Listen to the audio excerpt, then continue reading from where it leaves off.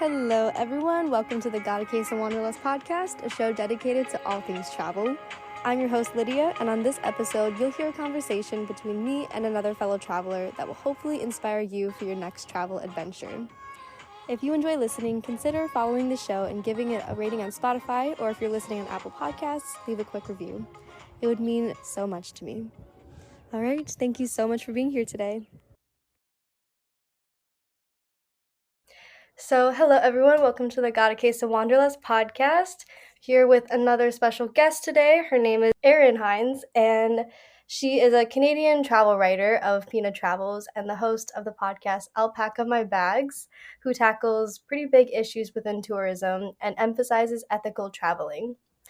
I think your work illuminates some very meaningful topics in traveling that I'm so grateful you took the time out of your day to talk about today. So, yeah, thank you for being here. Thanks for having me. I'm excited to chat with you, Lydia. Me as well. My first question I always like to start out with is what sparked your wanderlust for travel? Ooh, okay. It's always hard to think of like the real origin story, but it's easy for me because it started with my parents who were big travelers until they had kids. Before they started having kids, they traveled, I think, for a couple months together around the world. And then as I was growing up, we didn't have enough money for them to take us abroad. We would just do trips around our own province here in Ontario. But they would always talk about the places that they had traveled to around the world.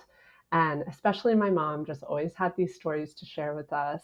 And so I just grew up with a sort of curiosity that was definitely instilled in me by them. And my mom would like pull out photo albums and stuff and just I would see these pictures of the world and just feel so curious about it. And then they were just like very supportive. I think because they traveled, they knew that it would be a good thing for me. So when I was 19, they encouraged me to save up all the money I was making working in a restaurant and go on my first trip to Europe, where I traveled to. I think the first country I did on my own was Italy. And then after that, the floodgates opened. I did that first Euro trip, as I called it, and then I was obsessed and I saved all the money I could and traveled as much as I could ever since then. Oh, wow. I love that. Yeah, I feel like Europe is a good entryway into getting your taste buds like thirsty for more traveling. Definitely. And yeah, so I love that now you're pretty well traveled that you get to tackle some more serious topics such as responsible budget traveling, second city tourism, dark tourism, and I definitely want to dive into that today. So the first one is traveling more ethically. When did this way of travel become of interest to you? Man, I mean, sorry, I'll just back up. Yeah, I think in my early days of travel, I definitely traveled in an unethical way. And I think it was because I was ignorant. And it just wasn't something I had thought about. As I got older, I definitely like found the framework more and more to think about the impact that my travels were having on other people and the world. Um, it's just like a maturity thing in some ways, I think. And there also just weren't as many resources around at the time. Like when I first started traveling, I didn't carry a laptop with me or a phone with me. All I had was a guidebook. And so my resources were less. Like, I don't remember ethical travel or responsible travel being terms that I even knew of when I first started backpacking at 19. And then as I got older, I just became more interested, I would say, in social issues. I went to school and studied like feminist film. And because I was learning about these things, I started to like think about them in the context of travel. And I would say that's when I started thinking more deeply about what it meant to travel the world, like the power imbalances that are involved in tourism, and the impact that travelers have on communities. And then, yeah, it just started to grow from there. And over time, like I'm still learning. I'm learning every day about this. Every trip I go on, I learn something new. Especially in making my podcast, I'll Pack My Bags. I'm constantly diving into issues that I haven't thought about before. So yeah, I think it's just ongoing learning. Yeah, tourism is just such a huge industry, right? Like it's such a big idea and topic that it's so easy to ignore what's going on behind the scenes and just go about your vacations as you normally would. But Mhm. I really admire how you choose to dive deeper in the work that you do, and your podcast dives into all these topics. It's I'll pack up my bags again. It's amazing. Which, by the way, how did you come up with that name? People ask me this all the time, and I don't have a good story for it. I literally was just like, you know what? I need to name it something fun because sometimes we're going to talk about difficult things, and I want people to be excited by the show. So I just wanted it to be a pun, and that was the best pun I could think of. But it's really taken off, and people always comment on that name. So I'm glad people like it. It's great. I think it's super cute. Um, but yeah, one of the topics you do discuss is travel privileges. So, can you talk about these privileges and why we should be mindful of them as travelers? Yeah, I mean, I think like especially in recent years, more and more people have been talking about what privilege is, how it factors into their life. Um, and yeah, I think it just boils to down to the fact that not everyone has the same access to travel. So for example, I think like using myself as an example is a good way to explain it. I definitely have financial privilege, which has been fed into by many different things by the fact that I got to have an education, which led to a good paying job, which helps finance my travels. That's a privilege that not everyone is born into or everyone has access to. There's also other privileges related to race, to your gender, to your sexuality, to your mobility. And all those things will factor into how easy it is for you to travel the world. And I think it's important to acknowledge this because a lot of people think of travel as just like, I think for a lot of people, it isn't the luxury that it really is. I think people feel that like everyone has access to this and therefore it's not worth talking about how privilege factors into it. When in reality, like many people on this planet will never have that luxury or access to travel. And I think that's something worth dissecting and paying attention to, not just when you travel yourself, but when you talk about travel with other people. This is why I sometimes get really frustrated with the budget travel community because, like, sometimes that community you see travel framed as like something that everyone can do. You just have to work hard enough for it.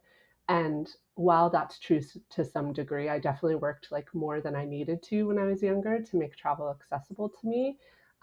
In some cases, people are they're just working to pay their bills. Like travel is an extra that really a lot of people will never be able to financially access. And so yeah, I sometimes have a gripe with the budget travel community just for that because it's like we need to reframe the discussion and acknowledge that like it actually is a luxury to be able to travel. So yeah, that's my spiel on that. Mhm.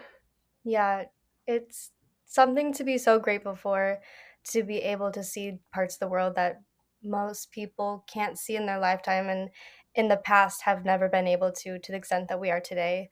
So I definitely agree with that point. Travel is a privilege and yeah, something to be mindful of. Budget travel. I definitely want to talk about responsible budget traveling because um, before I listened to your podcast, it never really occurred to me that budget travel can be detrimental, just like inherently in the way you go about it. Um, and it's interesting because I think budget travel can make travel specifically more accessible Mm-hmm. to people who don't necessarily think they can. So it's definitely an amazing thing that I'm glad that people are talking about, but it's also super important to talk about how do we go about it sustainably. So can you talk about that? Yeah, definitely. I think it's a tough one because you're right. Budget travel is such an important part of making travel accessible, especially to younger people that don't have the means quite yet. For example, when I was younger, especially, like I only ever stayed in hostel dorms because that's what I could afford. I couldn't afford to stay in a hotel. So yeah, I think it's important to strike a balance of acknowledging that, like, yes, it's an important part of the industry, but it does have the potential to go too far. Um, what I mean by that is that budget travel can sometimes lead people to take advantage of communities, especially communities abroad. I think a good example is someone I met once in Vietnam. It was this guy who had told me that he only had a few $100s to his name. And he was meant to be traveling for several weeks around Vietnam, and he was going to travel around on a bicycle, just cycling from place to place. And he fully admitted to me that he didn't have enough money to do this. So he was, quote unquote, on a very tight budget. Um, and I asked him, I was like, well, how do you plan to like finish this trip if you don't have enough money? Like, shouldn't you use the last of your funds maybe to like fly home or to like find somewhere where you can get like a temporary job? And he told me, oh no, I don't need to do that because along the way, like Vietnamese people will help me out. And he explained to me that like he was just asking people along the way to give him somewhere to stay, to feed him, and etc. And I mean, it's tough because there's something beautiful about that. Like he was finding a way to really engage with local communities, but he was also taking advantage of people who have far less means than he does. And it doesn't provide anything for those people in those communities. As a tourist, like one of the only things that we can do really well for the communities we visit is infuse them economically with our dollars. And he was doing the opposite of that. He was just taking from them. Um, so yeah, it kind of rubbed me the wrong way, and I think that's a good example of how budget tourism can go too far. The other like very common thing that I see is people that over barter for things. So if you're bartering is very common in countries abroad, but if you're constantly in arguments with people over prices and constantly trying to barter to the lowest possible price for an item that like as a Westerner with Western economic means is already probably quite cheap. Um, it's just like going into the territory of taking advantage of people in communities outside of your own. Hmm. Yeah, those are two super good points.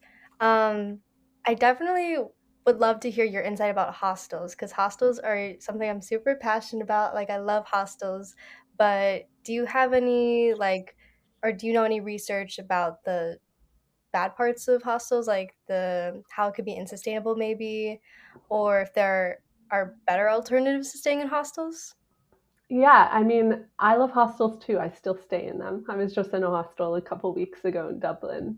I love staying in hostels. I think they're great because it just creates a social environment where you can get to know other travelers, which is something I love about travel, especially when I'm solo. And it makes travel more accessible for me. Like, even though I have better means now than I did when I was in my earliest 20s, I want to do so much traveling that I'm still always trying to reduce the cost wherever I can. And hostels are an easy way to do that. Even my partner and I, when we travel together, we still book dorm rooms pretty often because it's just an easy way to cut down on your daily cost. Um, yeah, and I would say, in terms of like responsibility, I think the same rule applies everywhere, which is your best bet is always to book into somewhere that is owned and operated by local people. And that way, you know that the people in that local community that you're visiting are benefiting from the money that you're spending on your stay. So I would stay away from like the big chain hostels. There are a couple of them, especially in Europe, also in Central America. There's a few popular chains. Um, I would stay away from the chains and try to go for the smaller, more locally owned places. And you can usually figure this out pretty easily. Like I just dig around on the website a little bit. I'll look at their Instagram. I'll just try to like do some light digging to get a sense. But I would say the main rule of thumb with hostels is just stay away from the chain hostels. And in general, I find the non-chain hostels are more fun too. So there's that benefit as well. Okay, good to know. So another topic that I didn't hear before, I found your page is second city tourism. So why should we consider this form of travel? Yeah, so second city tourism is just a fun little phrase I like to tell people when talking about over tourism. So over tourism is the concept of when tourism starts to take away from communities rather than give. So obviously, there's lots of benefits to tourism, but it can also spill over into territory where it's causing harm. So a lot of European cities have been struggling with this, especially in recent years. They're just too overcrowded. The cities are becoming gentrified. Local people are becoming frustrated with life there because there's just too many tourists. So second city travel is something you can do to just reduce your impact as a tourist if you're traveling to a place that's more popular. Um, so it's about traveling beyond tourism hotspots. Um, so how I would do it, for example, is if you're going to Amsterdam, which is a very popular city, um, and has suffered with over tourism. There's some literature about this online about what they're trying to do to reduce the impact of over tourism. If you want to go to Amsterdam, it's understandable. These places become popular for a reason. But the way that you can sort of counter the impact is by going to a second destination that is less popular or less known. So, for example, you could go from Amsterdam to another city like Leiden or Groningen in the north, which tend to see less tourists, and then spend some time there. And not only does this have the benefit of like you getting to see more of life in the Netherlands, but it also means your tourism dollars spread beyond that sort of central hotspot, and benefit more businesses and people throughout the country. Yeah, I think that's a super cool idea and definitely could mitigate this huge problem of over tourism. Hmm. And like this is like I talk about this all the time. This is in my early days of backpacking was something I did not do, and I honestly regret it now. Because like when I was backpacking around Europe, it was very normalized to just go, okay, like 3 days in Amsterdam, and then 3 days in Brussels, and then 3 days in the next city. That was sort of what everyone did. But now looking back on it, I think like I was zipping from country to country, and it was so easy because you could just hop on a train and be in another country in another city in a few hours. But realistically, I think I would have had a more meaningful experience if I had spent like longer in each country and went to more places there, and lesser known places there. So that I just got a more well rounded experience of that country. Hmm.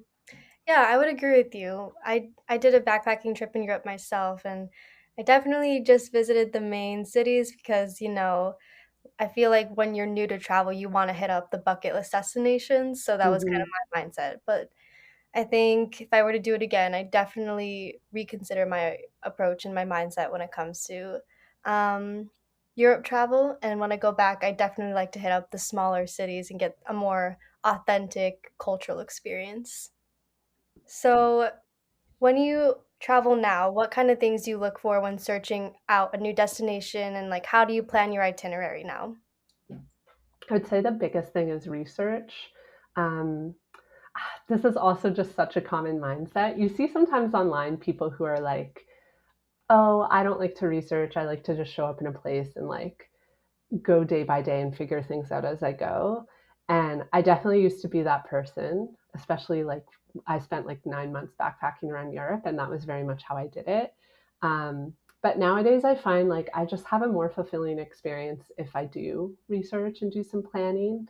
Um, I am not an over planner. I don't plan out every day, hour by hour. I know some people like that, but my partner and I are a bit more slow in how we approach travel. So usually what we do is we'll do a lot of research and we'll sort of make a list of the things that we know we want to do or that we know we want to see, and the places within a country or destination that we know we want to get to.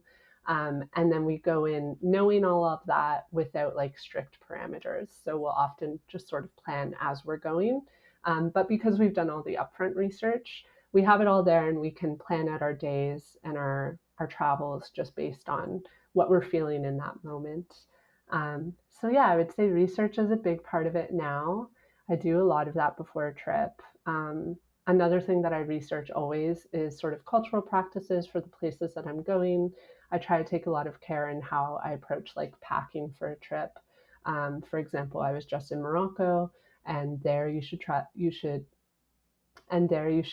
dress more modestly, especially if you're a woman. And so that's something I took into account and I packed according to that. So I went mostly with things that cover my shoulders, cover my stomach, loose pants that cover my legs, just so that I would be respectful of the local culture.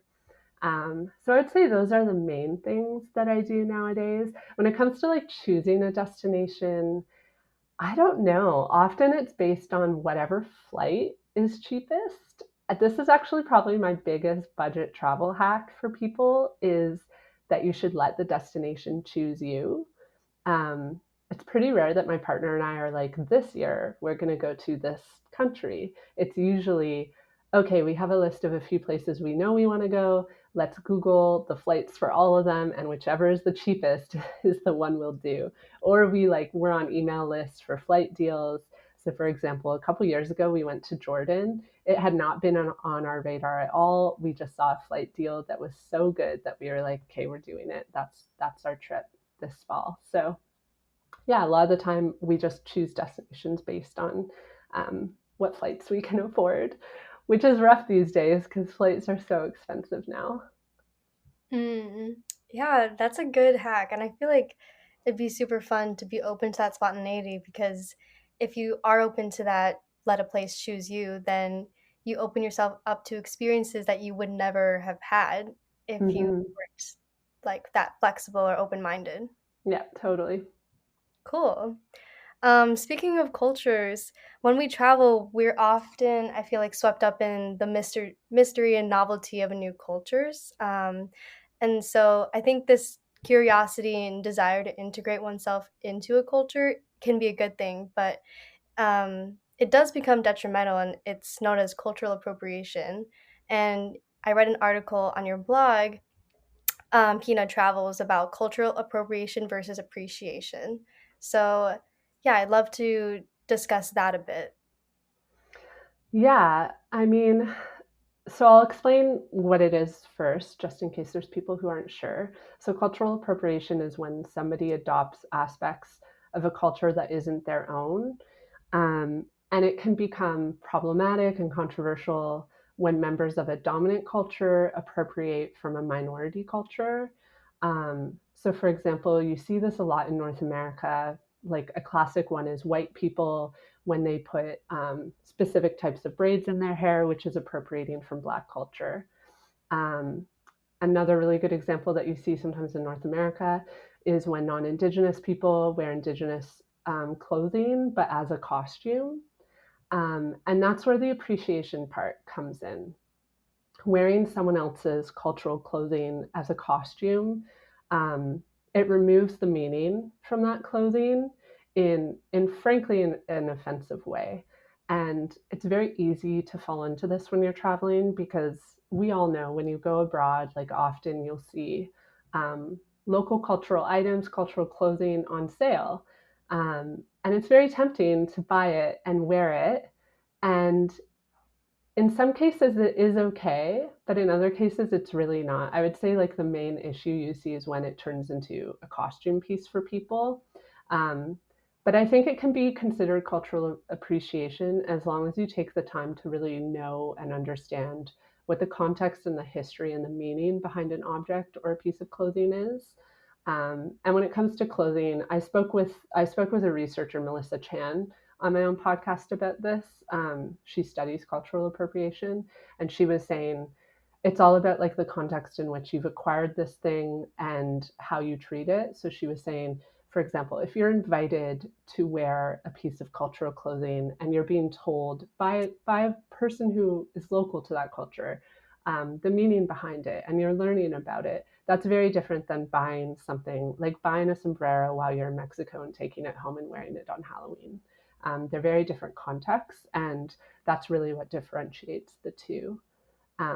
So yeah, I think I think the best starting point um, for avoiding cultural appropriation is to sort of like think about some questions whenever you're traveling. So, for example, like think, am I participating in a tradition or wearing traditional clothing out of honor or out of imitation?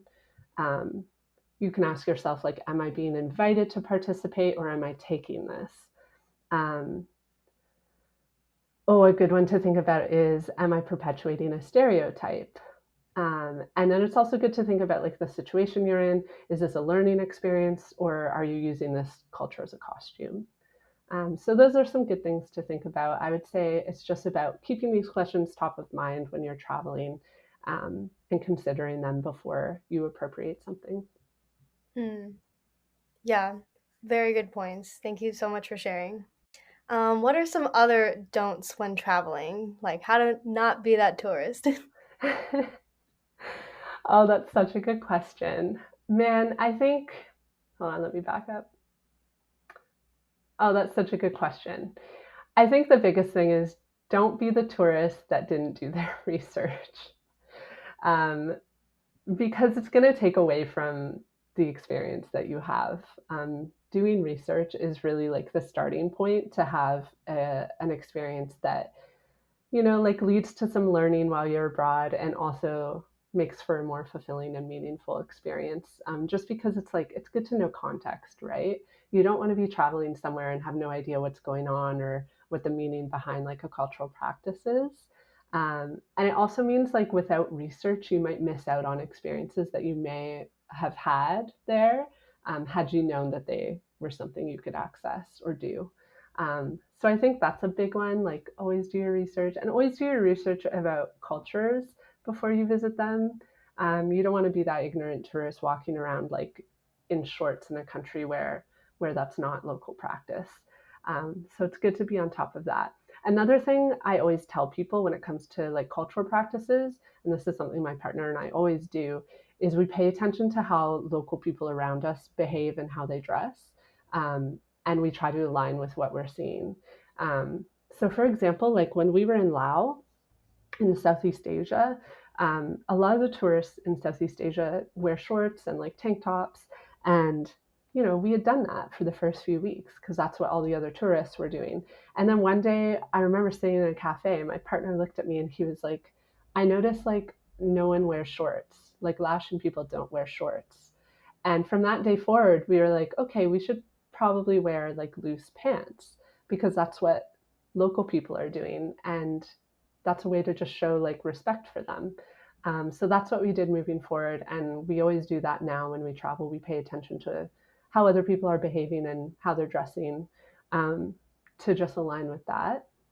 Um, Other tourists don't, I mean, don't go to another country just to eat in McDonald's. A lot of people say this, but it's true. Just don't do that. Um, like I've mentioned a few times today already, it's really important to find ways to make sure that your money goes to the hands of local people. And yeah, when you go to McDonald's, that's not what's happening. So skip the Starbucks, skip the McDonald's, try to skip just all the big chains. And that's like for hotels, for restaurants, for everything, wherever you can. I know that's not always possible. Like I have to admit, I have very severe food allergies, and in some situations, I have to eat fast food because that's the only thing that I know is safe. So this isn't like a blanket statement, but whenever you can, try to just support the smaller businesses because those dollars will go further that way. Yes, I 100,000% echo that. That's probably one of my biggest pet peeves, honestly. And I know it's like not affecting me, but it does bother me when I see, like, I was just in Lisbon and there was McDonald's signs in every subway station, and I'm like, but you're in another country. Yeah.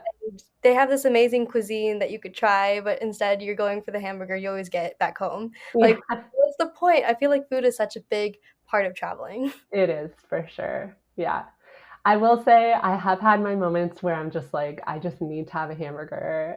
So I haven't always followed my own rule. When my partner and I were in India, we were there for 2 months, and about a month in, we were just like, we love Indian food. Like we make Indian food at home. We're obsessed with it. But after a month, we really needed a hamburger. So we went to McDonald's and we got one because it was the only place you could go for one. So sometimes you do need to break the rules, but for the most part, you should always try to support local. Yeah. No, I definitely understand that, and it's like, once in a while is totally fine, there's nothing wrong with that if you need your McDonald's fix, like, I'm not gonna judge you too hard, but it's like people who refuse to get out of their comfort zone and try something new. Absolutely. So if you could tell your younger self, your novice traveler self, one thing that you know now, what would it be? Oh, that is such a good question. I would tell my younger self that I won't ever regret any of my travels. And I'm saying this because, especially when I was younger, I was very anxious all the time, especially about money. And sometimes I felt like I was making a mistake by spending so much of the little money that I had on travel. Um, Especially as I got older, became more self conscious about it. Like I'm in my 30s now, people around me have bought homes, are having kids, doing all of that. And all of that has been delayed for me because I spent most of my 20s just blowing all the money I made on travel. It was just such a priority for me. And I was really worried about that, especially throughout my 20s. I really worried that it would impact my career. That was a big thing for me. Um, yeah. So I thought I would regret it. And now, like, I'm 33 now. I look back and I don't regret any of it at all. Um, because I've been able to catch up in life. There's always a way to catch up. And I wouldn't take back those memories for anything. Um, I just, yeah, my partner and I, we talk all the time about our travels. And these are just like core memories from our 20s that we will hold on to for the rest of our lives. And I know we're going to keep making those travel memories. And now that I'm older, I just know like I never need to regret it or think that I'm going to regret this trip. I need to just take every trip that I want to take because, yeah, I won't regret it. Hmm. That is super comforting for me specifically to hear because I'm I'm hearing the same thing even now, like from people around me, like you need to have maybe smarter financial priorities than travel. Hmm. But I Hmm. think that I agree with you that experiences are so much more valuable at the end of the day than any kind of assets you have. And we're on our own timelines. Like I don't really I'm trying to learn the concept that like there's no such thing as being behind because we're all on our own paths, we're on our own journeys, and we have different dreams in life. And so yeah, I wouldn't consider you traveling being behind at all. Like that, I think that's so cool that you have all this experience, and I hope to be in the same position when I'm your age. I hope you are too, because you won't regret it. Do it. Spend all of your 20s traveling. I'll also say, like, especially when I talk to younger people, because there's a lot of like anxiety around career. So, for example, like I graduated school and everyone was like, you have to get a job right now, because if you don't, the rest of your career will be impacted. And I didn't listen. I was terrified, but I refused to listen and I went and I traveled anyways. I went and did a year-long trip around Asia and then came home, and it took me 3 weeks to get a job. And now I'm a couple years into my career and it has been totally fine. Um, I caught up. And so I think there's a lot of like social pressure to follow this like very specific path that like we've set out for or created for ourselves, like here, especially in North America, about like school, job, marriage, kids, like all of that. And like you say, you don't need to follow that. We're all on our own path and it will all work out for everyone just in the way that it should for them individually. Yeah, beautifully said. So, three quick rapid fire questions. What's your dream destination? Mongolia. Ooh, okay. Most memorable meal you've had? Oh, definitely in Japan. I would say it's a little touristy, but going to there's a place in Tokyo where it's like a little computer and you punch in what you want to have and it comes out like um, I don't know what it's called. It comes out to you automatically, like robotically. And I just like got such a kick out of that. It was so much fun. And so I always think about that meal. Ooh, sounds super high tech. And then, special place in your heart. Oh my gosh, there's so many. Italy is a special place in my heart. It's I met my partner abroad and he has family from Sicily, and so Sicily was one of the first places that we went together, and we went a couple times visiting his family. And so I just feel a special warmness for Sicily, and also the Netherlands. My mom's side of the family is from there, so I have a lot of family there. I have lived there. um, the Netherlands feels like home in a way to me, and so it's definitely got a special place in my heart as well. Oh, yeah, I love that. All right. So if you can leave your socials, where can we connect with you? I want everyone to turn into your content because it's so valuable. Oh, thanks. You can find me on Instagram, TikTok, Twitter. I don't really say anything on Twitter, but you can follow me there if you want.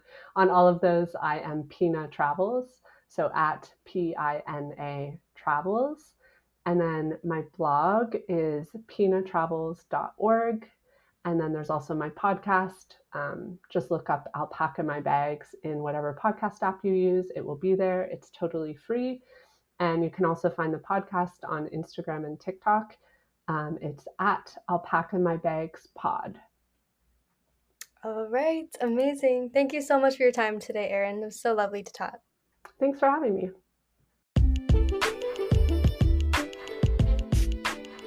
Thank you so much for being here and listening to this episode. If you can take 10 seconds out of your day, please spread the travel love by following this podcast and giving it a rating. Or if there's anyone else in your life that has a case of wanderlust, it would mean so much if you shared this episode with them. You can find me sharing even more travel-related content on Instagram at God of Case of Wanderlust and on my personal Instagram at Lydia Schultz, Z. I also have a travel blog for my extra passionate travelers out there, which can be found at godofcaseofwanderlust.com. And all of this can be found in the show notes.